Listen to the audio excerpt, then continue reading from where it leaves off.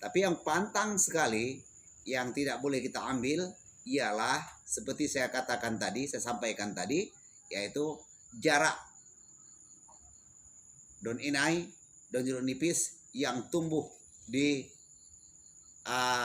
area perkuburan. Itu memang pantang, tidak boleh. Tidak boleh kita ambil. Assalamualaikum warahmatullahi wabarakatuh. Salam bahagia dan salam sejahtera selalu buat para pemirsa dimanapun berada. Semoga kita semua senantiasa dalam keadaan sehat, sehat zahir maupun batin. Berjumpa kembali dengan saya, Zun Ben Hussein. Pada kesempatan yang berbahagia ini, kembali lagi saya tampil di hadapan para pemirsa sekalian. Kali ini saya akan membahas tentang pantangan ketika kita meracik minyak lintah. Pantangan ketika kita meracik minyak lintah. Ketika kita meracik minyak lintah itu, maka haruslah kita siapkan sebagai bahan-bahannya. Bahan-bahannya seperti biji jarak, daun jeruk nipis, daun inai, dan biji cengkeh, minyak kelapa hijau, dan lintah. Apa pantangannya ketika kita meracik minyak lintah itu? Pantangannya yang pertama ialah tidak dibenarkan mengambil ramuan ataupun daun-daunan yang kita gunakan meracik minyak lintah itu dari pekarangan kuburan. Seperti buah jarak. Buah jarak ini kan banyak tumbuh di area pemakaman ya, ataupun di pekarangan pemakaman itu banyak. Karena di situ pohon jarak ini seringkali menjadi pohon pelindung di perkuburan gitu ya, di perkuburan. Itu buah jarak seperti ini, buah jarak. Dan juga daun jeruk nipis, kadang ada juga dia tumbuh. Kalau di kampung-kampung itu ada tumbuh juga, dia nyelip di pagar ya, di pagar-pagar pekarangan perkuburan itu juga ada. Begitu juga dengan daun inai. Jangan kita ambil di di area perkuburan.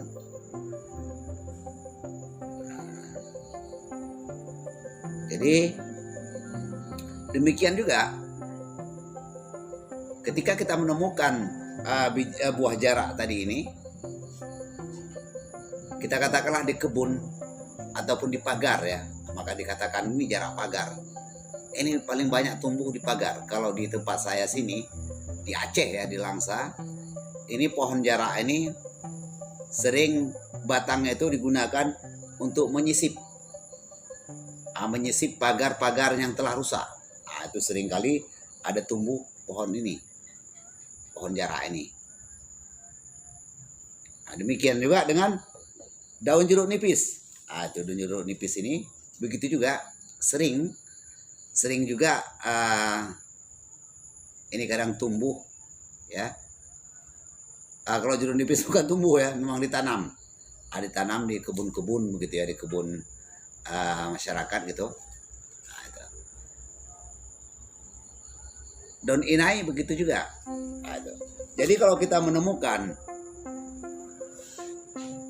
buah jarak tadi, pohon jarak di kebun orang, itu terlebih dahulu kita meminta izin kepada yang punya.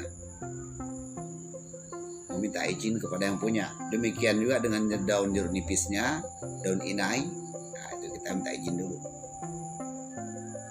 Nah, kita minta izin kepada yang punya kebun. Tapi yang pantang sekali, yang tidak boleh kita ambil, ialah seperti saya katakan tadi, saya sampaikan tadi, yaitu jarak daun inai, daun jeruk nipis yang tumbuh di area perkuburan. Itu memang pantang, tidak boleh, tidak boleh kita ambil, gitu ya, tidak boleh kita ambil. Jadi yang namanya di area pemakaman itu bukan hanya untuk meracik minyak lintah saja, ya, untuk kegunaan lain juga pantang kita ambil, gitu ya, pantang ataupun dilarang kita mengambil tumbuh-tumbuhan yang ada di pekarangan perkuburan ataupun makam. Jadi setelah kita petik apa yang di kebun orang, ya, di kebun orang kita petiklah buah jarak tadi. Setelah kita minta izin kepada yang punya, lalu kita juga memberikan salam aja kepada itu tadi, assalamualaikum. Nah, itu. Lalu kita berselawat 3 kali, ya, untuk buah jarak tadi, bahkan daun jeruk nipis dan juga daun jeruk inai. Ya tentu kita sucikan niat, begitu ya, sucikan niat. Lalu kita petiklah. Setelah kita membaca basmalah atau bismillah, bismillahirrahmanirrahim. Assalamualaikum. Allahumma salli ala Muhammad wa ala ali Muhammad. Allahumma salli ala Muhammad wa ala ali Muhammad. Disertakan juga itu ya, kita dalam hati kita minta juga kepada Allah bahwasanya buah jarak yang kita petik ini untuk kita jadikan obat, dan juga daun jeruk nipis yang kita petik ini untuk kita jadikan obat, begitu juga dengan daun inai. Sebenarnya begitu juga ketika kita menangkap lintah di rawa, itu kita berikan salam juga, ya. Itu sering ketika saya masuk ke rawa itu sering saya perdengarkan, saya zaharkan, yaitu apa-apa saja yang kita ucapkan ketika kita masuk ke rawa menangkap lintah, gitu ya. Menangkap lintah, gitu ya. Ada juga kita beri salam, gitu. Kita beri salam dan kita pinta juga, ya tentu yang kita pinta kepada Allah. Gitu. Jadi segala sesuatunya itu kepunyaan Allah. Seperti pohon ini tadi punya Allah juga, karena dia sudah hidup di perkarangan orang yang sudah menjadi milik orang. Jadi perlulah kita izin. Yang salah satu contoh, assalamualaikum. Tentu yang punya kebun menjawab waalaikumsalam. Sehingga ada perlu apa Pak ataupun Nak, Ibu, izinkan saya untuk memetik buah jarak ataupun minta buah jarak beberapa biji untuk saya jadikan obat. Begitu juga dengan daun jeruk nipisnya. Itu. Ibu izinkan saya, atau saya pinta Ibu, ya, daun jeruk nipisnya untuk saya jadikan obat. Demikian juga dengan daun pacarnya. Itu para pemirsa yang dirahmati Allah. Jadi itu tadi pantangan, ya, pantangan yang harus kita hindari ialah mengambil bahan ataupun ramu-ramuannya yang tumbuh di area kuburan ataupun di perkarangan kuburan. Dan juga seperti saya katakan tadi, kalau lampanya kita lihat ada tumbuh pohon jarak di kebun orang, ya harus kita pinta juga. Kalau tidak, sama dengan kita yaitu mencuri. Jadi kesimpulannya juga tidak boleh juga kita mengambil bahan ini dengan cara mencuri. Itu haruslah kita meminta izin terlebih dahulu kepada pemilik kebun. Demikian para pemirsa yang dirahmati Allah. Jadi Jadi begitu juga seperti saya katakan tadi, lintah juga sebenarnya kita pinta juga. Kepada siapa kita pinta? Yaitu kepada Allah. Nah, walaupun dia hidup di alam liar itu, ya tentu kepunyaan Allah. Nah, karena Allah ini maha kaya daripada sekalian alam. Jadi kepunyaan Allah lah 7 lapis langit dan 7 lapis bumi. Nah, jadi banyak kalau tumbuh di perkarangan orang tadi, seperti saya sampaikan tadi, ya kita pinta dulu terlebih dahulu kepada yang mempunyai kebun. Yang punya kebun, setelah itu barulah kita petik dengan baca bismillah, mengucapkan salam dan juga berselawat. Kita bermunajat kepada Allah dalam hati. Apa yang kita munajatkan? Ya Allah, aku petik buah jarak ini Allah untuk dijadikan obat, yaitu sebagai obat ramuan, obat oles. Begitu ya. Nah, itu. Jadi bagaimana perihalnya kalau umpamanya kita membeli barang sudah jadi, seperti umpamanya seperti kita kan kalau cengkeh ini kan tempatnya tertentu. Bagaimana kalau cengkeh tadi tumbuh di perkarangan perkuburan? Itu kan kalau di luar jangkauan penglihatan kita, ya itu tidak apa-apa.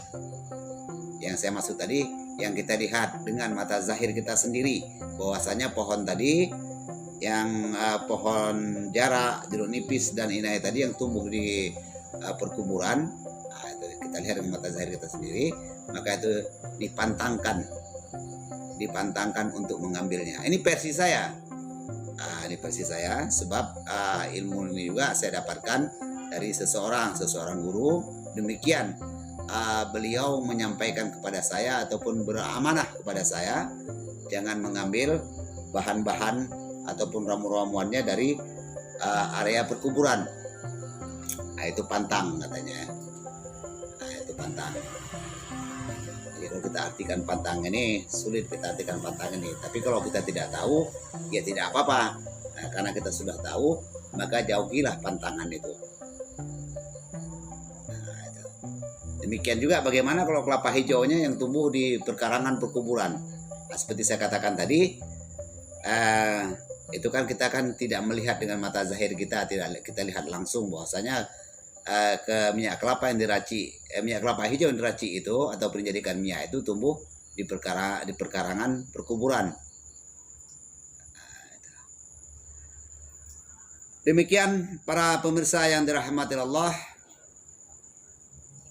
Ya, sekali lagi saya sampaikan, yaitu versi saya pantang ataupun dilarang mengambil buah jarak, daun jeruk nipis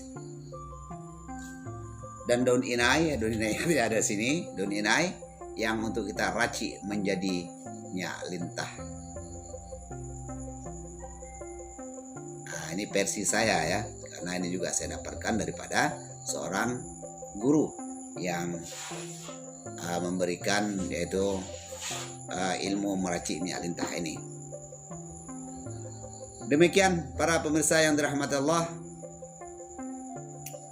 Ini belum saya tepati janjinya, bahwasanya saya akan berjanji akan memberikan doa bagaimana ketika kita mengurung lintah, doa mengurung lintah ya.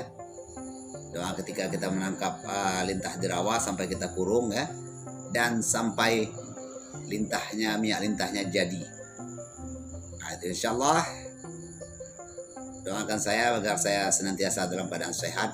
Nah, saya akan tetap semangat, yaitu memberikan tutorial ataupun memberikan ilmu-ilmu yang bermanfaat buat kita semua.